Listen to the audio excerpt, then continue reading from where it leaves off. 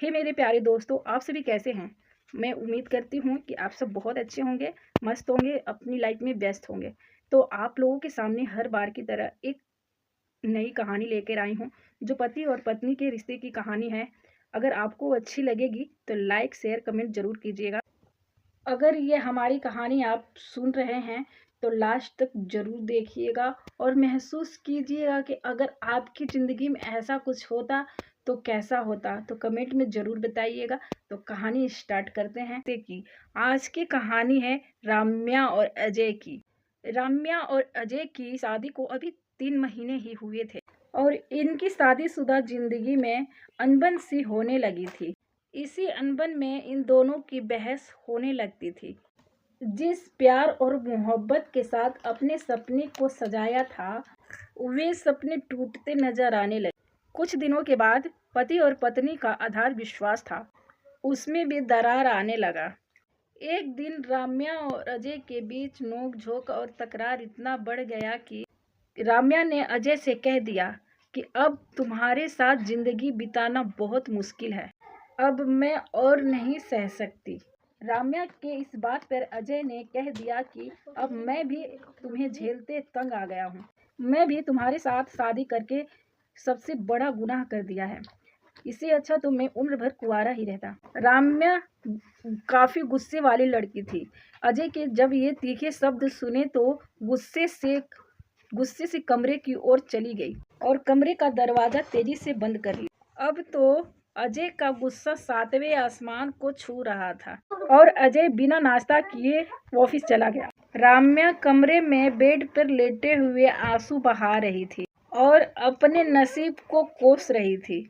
उधर ऑफिस पहुंचते ही अजय ने राम्या को फोन लगाता है।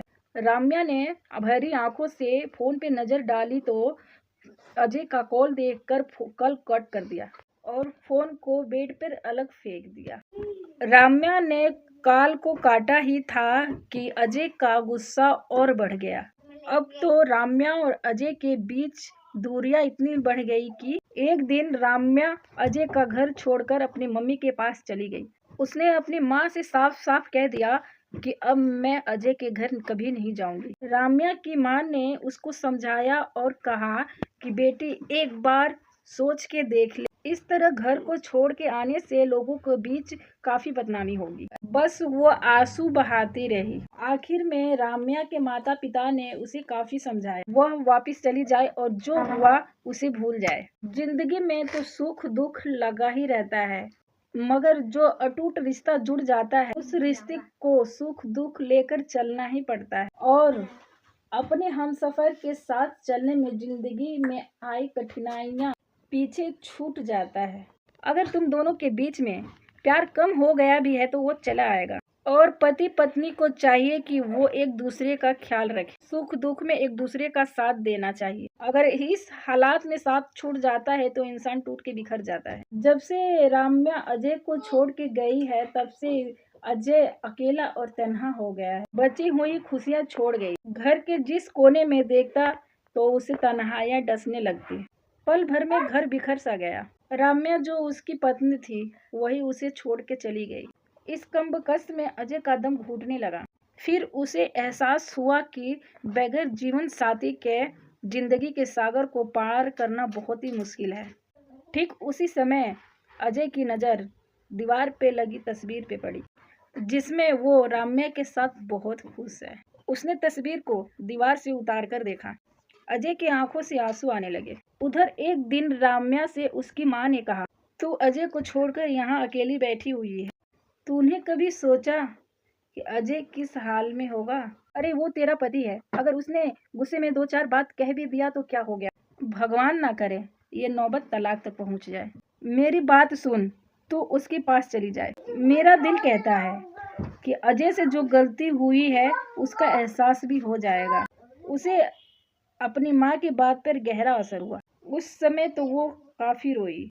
राम्या को अपनी गलतियों का एहसास हुआ। जो तकरार उन दोनों के बीच हुआ, इनमें उसकी भी तो गलती थी।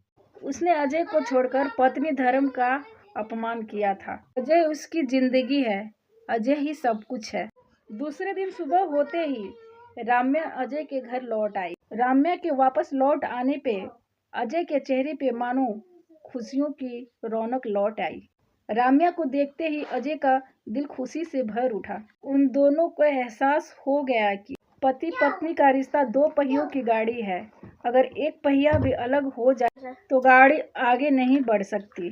राम्या अजय से नजरें नहीं मिला पा रही थी। किसी तरह राम्या ने अजय से कहा कि आप कैसे हो जी। अजय ने राम्या से कहा, पहले ये मुझे बताओ कि अब मुझे कभी छोड़ के नहीं जाओगी। इतना सुनते ही राम्या हंसते हंसते रो पड़ी और अजय से लिपट गई।